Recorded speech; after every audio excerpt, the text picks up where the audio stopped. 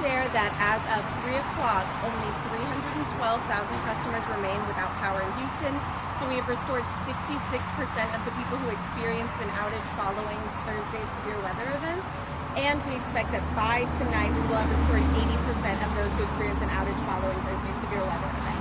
So 80% of the way through, but I do want to be clear that these last 20% of people are also going to be the most challenging 20% of people to get back online.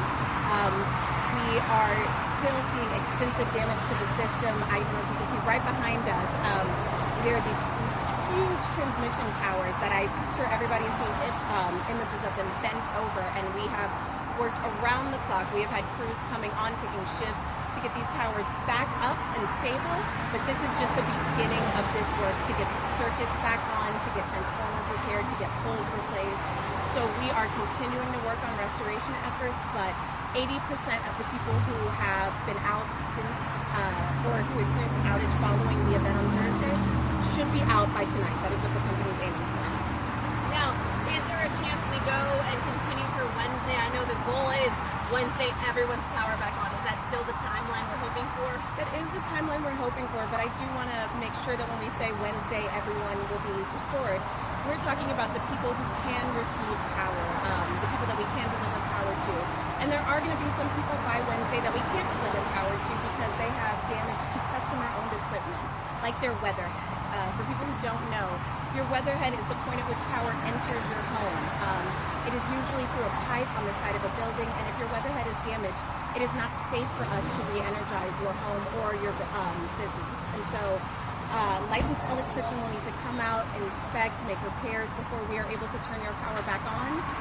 If customers think that their weatherhead may have been damaged or if they have questions, we recommend reaching out to an electrician who can inspect and let you know for sure whether or not you need any repairs.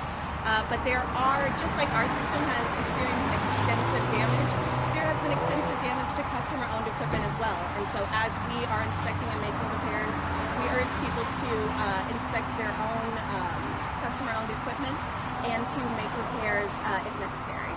And that is, if you have no clue, what can make you give an idea that you may need to call someone? Is it once you kind of start seeing things around you get power, things around you? When do you recommend for people to kind of maybe take a look?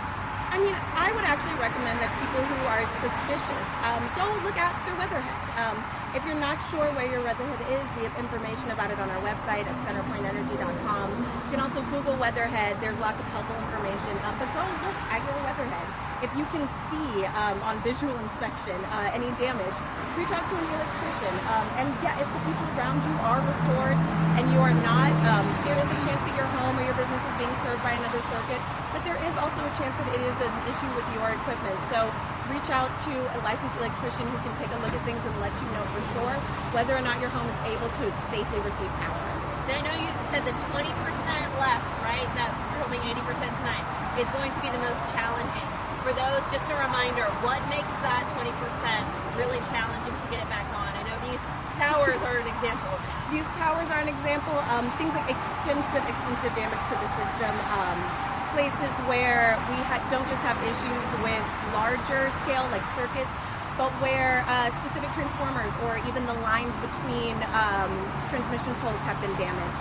It's going to take longer for us to go in and evaluate those one by one, mostly because the way that our system can read outages is by the circuit level and then the home level. So once a circuit is repaired, and as we go through and repair more and more circuits, we're seeing more of that localized outage, and we're able to identify those issues.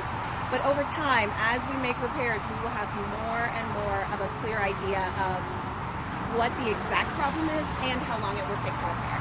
I know late last night, CenterPoint shared some information kind of showing specific areas, something you told us early in the day you were hoping to have. Will we have more updates on specific areas throughout the day?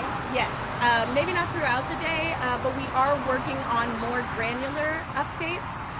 There may be more information to share either this afternoon or tomorrow morning, depending on how much data we are able to get, and the delay in those communications. We just want to make sure that customers know it's not because we don't want to share information, it's because we want to make sure that the information we share is fully accurate and that we are able to arm them to make the best decisions as we all kind of navigate this storm space. So we appreciate customers' patience with us throughout this process. we are experiencing the same heat and the same outages that everyone else is, and I'm really thankful to the crews who have been out there this whole time